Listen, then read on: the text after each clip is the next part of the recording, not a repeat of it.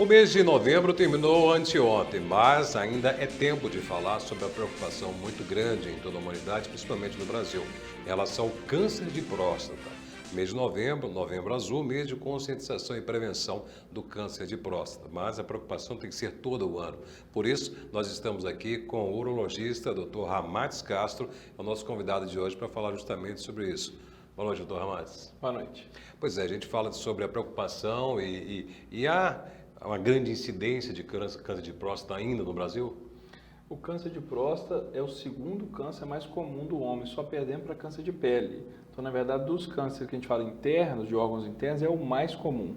E também é o segundo em mortalidade, é o segundo câncer que mais mata homens no Brasil, perdendo apenas por câncer de pulmão.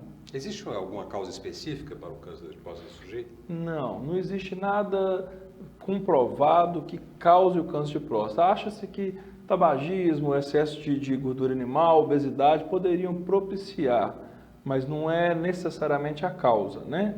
É mais uma tendência da idade, quanto mais o indivíduo envelhece, maior o risco de ter, tem uma tendência genética e as pessoas de raça negra também têm um risco um pouco maior de desenvolver o câncer de próstata. Vamos conhecer um pouco o órgão, qual é a função da próstata, o que ela é? A próstata é uma glândula que fica abaixo da bexiga, né, por onde a urina passa. A urina, quando ela sai da bexiga, o primeiro local que ela passa é por dentro da próstata, para depois ganhar o canal urinário para ir embora.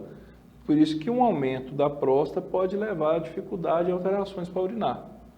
Né? Todo aumento da próstata pode-se dizer que é câncer? Não, de forma nenhuma.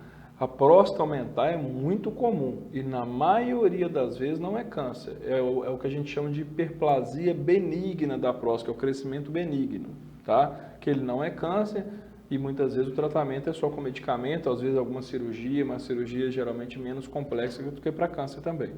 Agora, doutor, a gente vê que as pessoas falam em relação a sintomas, né? Algumas pessoas falam, sinto dor, sentir incômodo, sentir febre. Existem sintomas específicos para quando está já no estágio mais avançado ou inicial do câncer de próstata?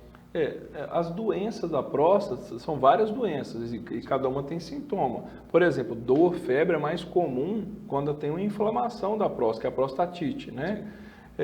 A urina fraca, dificuldade para urinar, é mais comum na hiperplasia benigna do que no câncer.